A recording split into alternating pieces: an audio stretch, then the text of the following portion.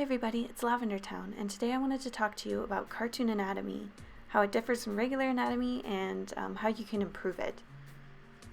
Before I get started, I'd just like to thank Skillshare for sponsoring this video. They're a website where you can learn all kinds of skills, as you might imagine. They have over 13,000 different video lessons, and anybody can be a teacher if you think you have a skill you'd like to teach, and you can even make money that way. And I found two of my favorite webcomic artists had done lessons on there, and of course I watched everything that they posted, so if you know Altered Comics or Sarah Scribbles, you might want to check that out. Usually premium membership is $10 a month, but for you guys, you have access to a coupon code where you can get 3 months for 99 cents. So if that sounds like something you guys would be interested in, please check it out. And other than that, let's just get started on talking about anatomy.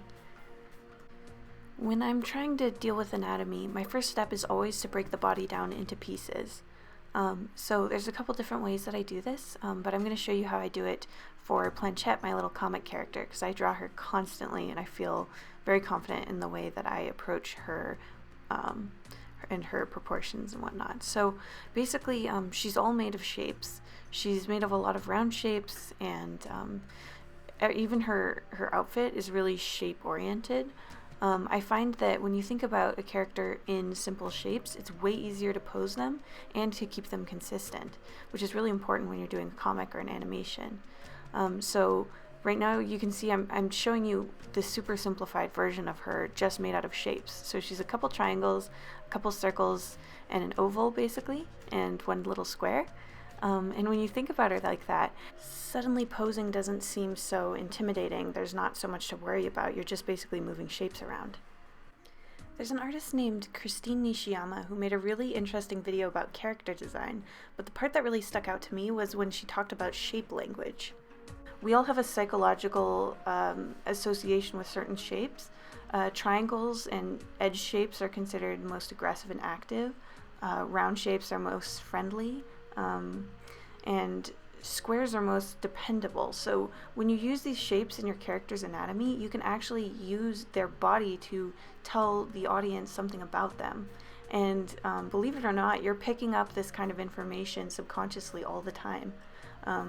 So I'm going to run you through how Planchette is, how her shapes are basically telling you a little bit about her personality, because actually, when I looked back at how I designed her, I was surprised to see that the shape language I was using just subconsciously actually perfectly matched with this whole idea and with her personality. So basically, I'm going to draw a really scrappy little planchette for you real quick, and then I'm going to highlight all the different shapes and talk about what they mean for her and why they're important. So basically, her whole head is round. Her sleeves are round. There's actually 4 circles on her sleeves altogether.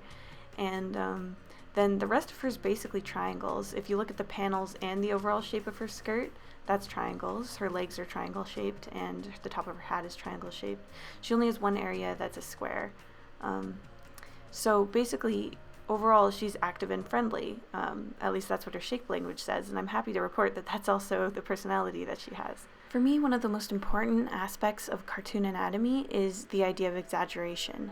I really think that one of the strongest parts of cartoons in general is how far you can push certain exaggerations and how fun that can look visually. So first I'm going to draw what I consider to be sort of the normal cartoon body types for male and female for perspective.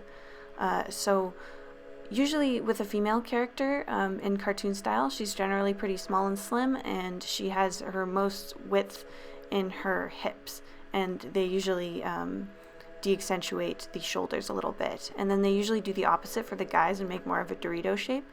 But usually if these are main characters, they're going to be not too exaggerated, and usually they'll leave the exaggeration for side characters. Personally, I like to exaggerate all of my characters, but that's up to you. So I'm going to show you how shifting mass on a character can change drastically what they look like and what their perceived personality might be. So first I'm going to draw a girl with most of her mass down towards her thighs and her hips. This is called a pear shape, and of course people in real life have pear-shaped bodies. And when you exaggerate it, it can look really fun, I think. I think characters who have a lot of exaggeration kind of look like you want to see them in action more. So I'm going to draw her a friend who has the same amount of mass but just in a different place. So I'm taking mass away from the hips and putting it up by the chest. And suddenly these characters look completely different, even though they technically have a similar amount of weight on their bodies probably. It should be kept in mind that if you take away mass from both the hips and the chest and the height in general, your character might look like a child. When you're drawing different body types, it's important to remember that men and women carry fat differently, and actually every person carries fat differently. But to generalize, men usually carry fat mostly around their waist, like I'm showing here. And with girls, usually it hangs out more by the hips and the thighs, though of course it changes drastically from person to person. You can also create really interesting anatomy by drawing clothes first and creating strong shapes through clothing shapes. So like if you're drawing a suit on a guy, you could create these really sharp, crisp edges. I always like to do that for villains usually. They can look quite dynamic like that. And another thing that's interesting is if you have a character who's really just scrawny, and especially if you have more than one, you can actually create the interest of a character with mass by giving them clothes that have mass. So for example, this boy has a big puffy jacket on and skinny jeans, so he has this really interesting inverted triangle silhouette. And then I do the opposite with this little ballerina. So even though both of them are actually quite skinny and have very little mass, you can sort of fake it by giving them interesting looking clothing and hair. If you want to see even more information about exaggerating bodies, you should definitely check out Keenan Lafferty's video about webcomics and drawing guys and girls. I found it really inspiring. And exaggeration should not just stop at the body, it should also be carried into the face anatomy and facial expressions. Shen had a really interesting tip about how to push your expressions a little bit farther for better effect. Again, he does Owlturd comics. And basically, he was saying that you should not be afraid to push your facial expressions. And basically, like, what you can do is you can take a facial expression, right, like surprise, and then just draw it again, forcing yourself to push it like that much further. And you'll find that even though the first one looked okay before, when you push it farther, it'll look way more dynamic. Of course, there's always a time and place for milder facial expressions, but especially if you're doing a comedy comic or you just want to draw something funny in general, pushing it a couple times using this method is actually probably a pretty good idea. I find it really helpful because I too often sort of lean more towards not going too far, not wanting the face to look weird. But usually you can push it up a couple notches of intensity without it looking weird at all. So I definitely recommend you guys try that if you want your characters to be more expressive and have a bit more life in the way that you draw them. At this point you might be saying, well, this is all fine and good. I know about exaggeration. I know about all of these things, but my characters still look a little weird. And then at that point I just have to tell you, and I hate to say it, but what you gotta do is just go back to regular human anatomy. What do people look like? Try to draw them representationally. If you can, go online and find models. There's all kinds of free photo programs that will basically show you different models and you can draw them. And just try to pay attention to the skeletal structure. Look up medical stuff. Look up the way that muscles are on the body, and look up different body types, and just really try to absorb and draw from life. Because honestly, the best way to get good at cartoon anatomy is to be good at anatomy in general. And it's something I struggle with on the daily because I don't like doing representational drawing, but it's really a good exercise. At this point, I'm going to show you what rules I keep and what rules I break when it comes to my personal character, because you have to have some rules, otherwise it'll just look crazy.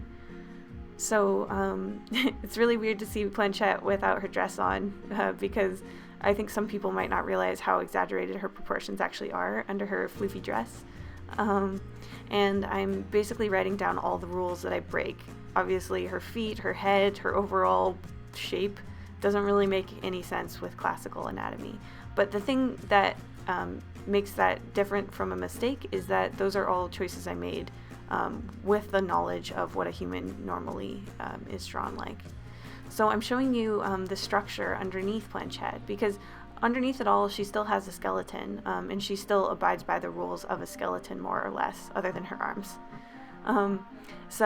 As you can see, the difference between her skeleton and the normal girl's skeleton is pretty extreme in proportion, but the actual pieces are all there.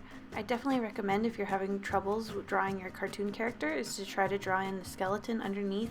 It's a really fun exercise, and it will probably make your anatomy better too.